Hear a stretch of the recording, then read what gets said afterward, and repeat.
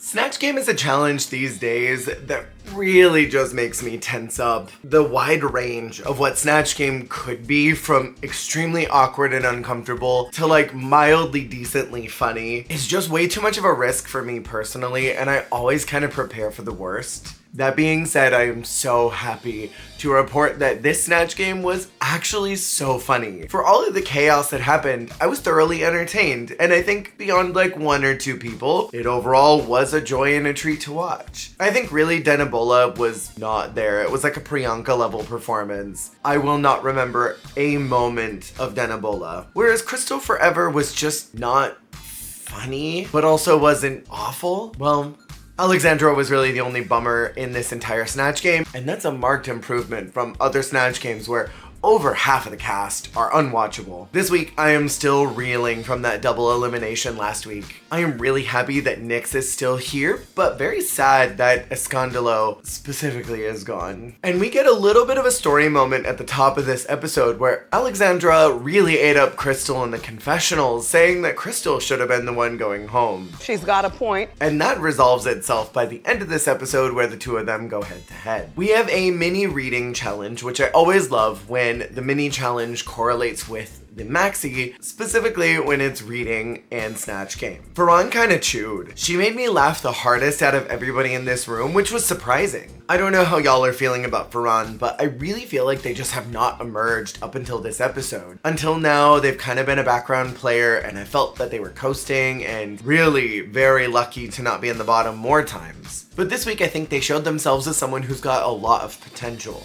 And Crystal was going through it during this reading challenge. Anytime anybody said anything about her, she smiled like she had a gun in her back pocket and she was about to shoot someone. Like, I was genuinely very worried for this cast. And I know that Drag Race is a pressure cooker and sometimes the worst parts of you come out, but Miss Mama looked homicidal. Homicidal! I want to talk about the pit crew again this week because that little cub was a tasty snack and I wanted to see more of him. I needed the camera to like linger up and down on him while it did like a sexy saxophone from Careless Whisper or something.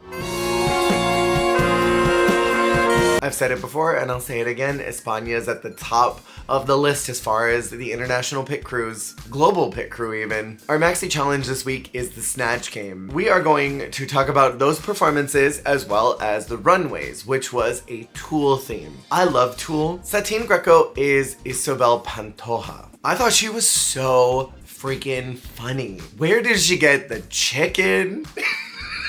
Where did she get a loaf of bread? This was a masterclass in propery. I feel like every time that Satine bent down below the desk, she pulled something else out. Like she had a Mary Poppins bag full of any and everything from the store that she could just use whenever she needed to. And it kept getting better as she was going. Like you could tell that she stepped into the Snatch Game not knowing what she was doing and kind of just hoping for the best. As I feel most contestants do. And some like Satine just get more comfortable as the Snatch Game goes on, and she found her beat. She could tell how to make the panel laugh. She was reading the room really well and listening, and that's an important part of improv, being able to hear what's going on around you and respond accordingly. She tapped into the chaos that people like Margarita were bringing, and the two of them were able to just pump up the energy super high in that room. I feel like Satine set the bar. Anytime that anyone lobbed something, she just raised up where the next level was. And I think most of the people in this room were able to keep up with her, and that is really impressive to see. On the runway, Satine is stunning in pink. She was giving me like a blend of cactus flower meets like a dragon fruit. A dragon fruit! I loved that emerald green bejeweled glove. I thought it was such a nice pop of color on all that pink. And it was a gag of a look by its sheer volume. And I love the depth of color of the multiple shades of pink. It was really eye-catching and special. Satine has marked a place in this competition from just a couple of weeks ago when she was sure that she was gonna go home and was totally at peace with that happening. I think that she is proving that she is a front runner and a viable threat to get this crown. Laca Udia is playing Francisco Franco. I do not know who this person is, but she did the classic Snatch Game twist of making someone who is probably historically problematic and making them an out homosexual, which I think is always like tee-hee, so expected. But I think what Laco Udia did was really special because it was actually funny. I loved all their ad-libs and remarks, and they kept up with Satine perfectly. It was a very funny and solid performance, and I felt a little bit bothered that they were not in top 3. They could have been the high placer this week and gotten critiques purely because Snatch Game is a challenge where you are really solidifying yourself as a central player in the game. This is the challenge that shows who are the top dogs and who are not. And Laco Dia proved that they are frontrunner worthy. I was bummed they did not get critiques. And then on the runway, they're slaying in black. It's fashion. I loved the mohawk with all the tulle on it. This was so glam rock and roll, which is very different than what we've seen from the rest of Laco Dia's looks. And it was an interesting visual twist on what I expected from Tulle. Ferran is playing Rita Barbera. I thought the visual change of Ferran's makeup was striking because up until now I didn't know if Ferran could do anything softer. And I liked this twist of turning this kind of aggressive character into something funny. So many folks go on Drag Race and try to play these aggressive characters and they don't temper it to be funny. It's just uncomfortable to watch. And so I do think that Ferran deserved some praise for that Snatch Game, but what really tore them down, I think, was the look. On the runway, they are giving us sheer. They're giving us not being able to see the garment. I just couldn't really appreciate the look because this bubble that was over them really impaired a lot of what the rest of the visual was. The runway was a lot like Denabola in the challenge. It was just there. Nyx is playing a certain famous mouse. I really wanted to throw up. And then the character started talking and I felt that vomity feeling start to go down because it was entertaining. I think the falsetto voice was funny. I enjoyed the taking off of the gloves, the fact that there were those little pants on it. I think there were elements of this that had a lot of humor. It did not go all the way to its destination, I fear. I enjoyed when she played with the pen and couldn't get that open. A lot of parts of this had potential, they just weren't refined enough. She did say in one of her rogue confessionals that she felt like being in that corner was sort of isolating. She couldn't banter with anybody because Ferran was just in their own world and Denabola was giving nothing. So her side of the room was just not energy conducive to her performance. Nyx, I think, just got intimidated. There were so many big personalities in this room, and that certain famous mouse is not the most bombastic character. At least not without severely breaking copyright laws and getting the shit suit out of Drag Race España by the Walt Disney Company. And so I think Nyx just got into her own way, and I think she got in her own head. I also don't think that was the right character for her. I think there were plenty of other people that she could have played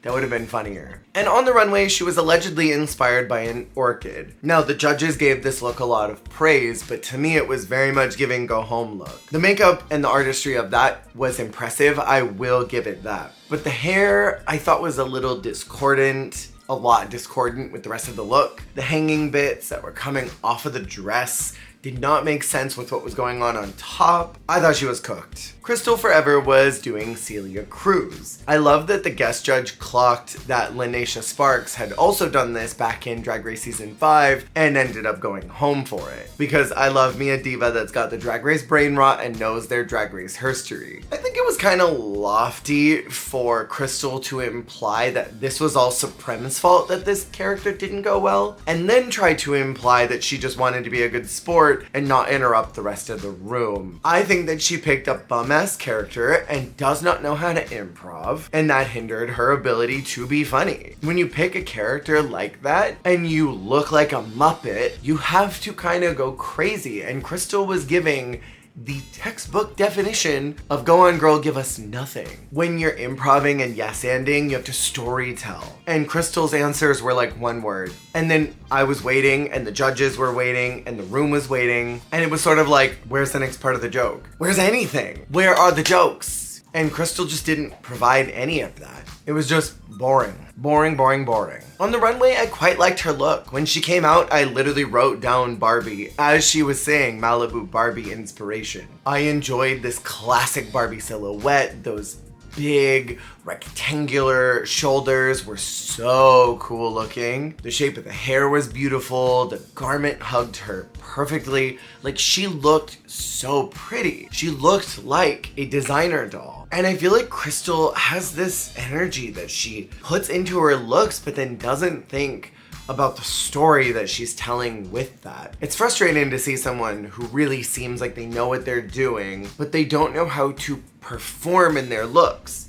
Like, a huge part of drag is performance. It's not just about dressing up. And I feel like in both the challenge and on this runway and multiple other runways, Crystal just puts on clothes and doesn't think about the overall performance. I think this diva is like low-key Joan Crawford mother, but also it's just not giving what needs to be given. Margarita is playing someone named Jose Luis Tarente. She looked nasty. She looked so freaking nasty, it was vile. The way that she kept like putting her hands underneath her arms and like sniffing them, and then standing up and just like looking gross and greasy. I could smell the Cheeto fingers and like the barbecue grease and like the booty stank. Like, it looked like it was coming off of her. There might as well have been a green cloud. And for someone like Margarita, who I think looks beautiful and femme all the time, to turn into this like gross dude, artistry wise was impressive. And this is a huge shift from what I was just talking about with Crystal. Margarita knows how to punch a character. Margarita knows how to perform really well and just embodies this essence of whoever she is. And I thought the vibe of her Snatch Game was so strong. I think she was doing too much in the best way. It was just a joy and a treat to watch. And then on the runway, I am not even gonna lie to y'all, this was my favorite look of the entire night. She comes out in this beautiful pink tulle coat, and then underneath it is this cute little pink number. The judges didn't like when the coat came off, but I loved both versions of it. When she pulled up that little cucumber glasses mask combo, I was dying, living, resurrecting, all of that. She was, to me, full Jennifer Coolidge and Cinderella story, tee-hee-hee. The little pom-poms on the tips of the shoes were psychotic. This was such a good look, and her proportions were perfect. I really did not care for some of the Jimbo boobs that she has been pulling out, but this is a week that she could have pulled those out and just had big knockers on that look. It was so luxurious. I loved it. Margarita, I think, is my diva right now. I am so punched in for certain players in this game, but like, clocked in for Margarita Califata, I absolutely am. Daphne Mugler is next as someone named Laredi. I liked her physical comedy. I think she got really overshadowed by Margarita on her right doing everything positively, and then Alexandra on her left doing everything negatively. I think both of those forces just loomed right over Daphne, and she just didn't exist. But where this diva flopped in the challenge, she rose to such great heights on the runway. She chose to do green for her tulle look, and oh my God. The shape of this gown was so rich. That had to have easily been 100 yards of tulle. The way they were meticulously ruffled together to create this almost shag carpet effect. It was like a 60s rug, but turned into a couture dress. So hot. Over. The cascading effect of the geometry of this garment was to die for. Where I really loved Margarita just as a comedic piece, I love Daphne Mugler as an art piece. I could see this in a museum on a mannequin on display for like 100 years because it was that good. And then Alexandra is Harry El Petas. Harry the Stoner was a bad decision. Just a really bad decision. And you know what? I'm gonna be transparent. I'm not a fan of the Harry Potter universe with J.K. Rowling being who she is. And so I was very whatever about this choice to begin with, but I was trying to keep an open mind. And it just wasn't funny. I think playing a gross teenage boy who's a stoner,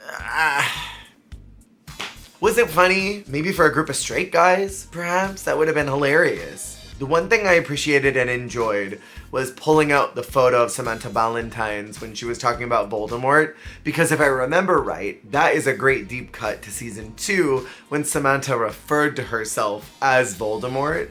It was just a weird performance overall, and I don't know. I think my problem is that I didn't understand where they were going with the comedy, and I think that's a big problem in the Snatch Game. On the runway, I very much enjoyed this black and red ombre effect of this showgirl / Dita Von Teese look. That headpiece was lit. She slayed me fiercely. And I loved that subtle little bun that was counterbalancing the big scale of that headpiece. I enjoyed the jewelry choices of this. The styling is what really brought it to the next level. And for me, this was another ova. I understood her bottom placement and I fully agree because that Snatch Game was rotten. And finally, we have Denibola as Edouard Poinsett. Was Denibola here? Like, where was she? There was quite literally nothing to this performance. And this is a major problem. If you are invisible in the Snatch Game, can you be an endgame player? Up until now, Denibola has gotten some really high marks and people are really living for Denibola. This is a big stumble point. And the fact that it was glazed over because the runway was good, I kind of have a problem with. Because I fear that Denibola will just get passes for looking good on the runway and having booger performances until it's too late. And it won't be fair to them to not have gotten the critiques to learn from these challenges that they're not doing well at. And I fear that will come to bite her in the butt later. On the runway, she is a Tool violinist, and I love Denibola in teal. God, this was a luxe and rich color. I loved the loofah effect of those Tool balls. I was not a huge fan of the Lara Croft-esque breasts. I think maybe they could have been a little rounder. The triangular nature of them was kind of distracting to me personally, but I loved the look overall. In my opinion, I think that Ferran should have been safe and Calvillo should have been in the high position over her. And I really feel like Denibola should have been maybe up at least for critiques, and maybe it should have been a 7-person critique list. 4 bottoms, 3 tops. Crystal was very activated during Untucked. The girls are calling her out and she is not living for this lip sync. She is upset and feels like they're sabotaging her, that they're not listening to her, that they're backstabbing her, that when the cameras are on, they're treating her different. But the thing is, she said when they came in for day 2 that she felt like the host was cutting her off from her answers. And then she gave this BS response to Supreme about why she wasn't performing well in the Snatch Game because she didn't want to cut anybody off. And they're saying, why did you lie to Supreme when you wanted to tell her that you thought she was cutting you off? You're being duplicitous right now. And Crystal's like, no, that's not what's happening. I didn't say that. You guys shouldn't be telling on me. But the cameras caught it. It's not like they're saying something that she told them in confidence or in private. She said it in the workroom in the presence of the crew. You know, the ones that are filming them? I was very worried that she was gonna hit someone. I thought this was genuinely going to be someone gets punched in the face. And I think at this point, she is becoming a little bit of a liability for the entire cast. She's a ticking time bomb waiting to go off. And for a television show, this is someone you got to eliminate even if they do well in the extermination. In the elimination. The winner is called a Satine Greco, and I completely 100% agreed with this. I think it easily could have also been Margarita, but I agree that it was Satine. And the heart this week has to go to one queen, and that goes to Margarita Califata. It was said by Escandalo as well as Eva that they thought that Margarita had the best heart and would make the best decision, and I think she did that. In my opinion, Nyx did really decent in the challenge where Alexandra did not, and Crystal did bad. Even though Nyx looked wretched on the runway, the challenge was the Snatch Game. And 2 of the bottom contestants did bad in the Snatch Game. So I think the right decision was made by having Nyx be safe. And I'm glad that this happened because Nyx did not need to lip sync against Crystal. I think it would have been a little malicious to make them go head to head after they already had tension earlier this season. They allegedly tied a bow on it, but Nyx doesn't really want to have anything to do with Crystal anymore. And I think it was a smart and kind decision to not make them have to do that. This pissed off Alexandra though. She thinks that Nyx is just crying for attention, and I don't think that's the case. pace at all. I think Nyx is genuinely feeling so emotional and overwhelmed in this pressure cooker that is Drag Race, as I think a lot of them are. And Nyx is just being more open and vulnerable about how she's feeling, where Alexandra is sort of just bottling it all up, microdosing it by saying, well, I've just been eating tomatoes and rice for 2 months so that I could afford to come here. But that's not really explaining the things that she's dealing with, where Nyx is being very vulnerable and open about where she's at right now. The lip sync song is El Hombre de Piano, and I feel like I've heard this song before. It was this really beautiful ballad moment, and in my opinion, my tea, my truth is that Crystal won this one. I think her vulnerability on the stage, sitting down and just emoting and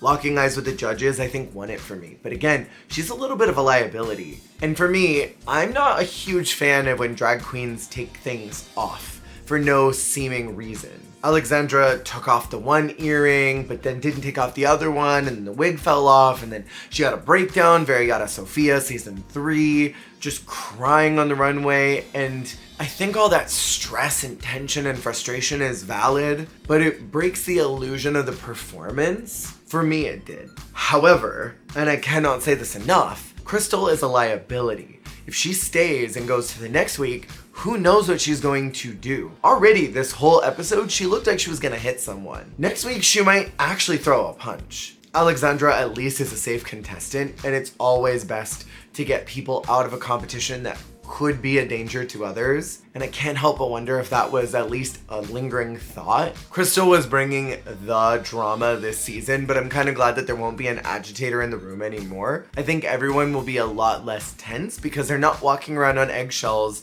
trying not to disturb this woman. And next week is a Rusical, which I am so excited about. As a sidebar, for my weekly Drag Race podcast, I am starting to prepare to watch Drag Race España season 3. So let me know in the comments below who some of your favorite contestants are from that season. I know a lot of y'all have said that that is a booger of a season, but I'm really looking forward to diving into it. What did y'all think about this episode in total, from the Snatch Game to the runway? Thank you so much for watching, and I will see y'all on the flip.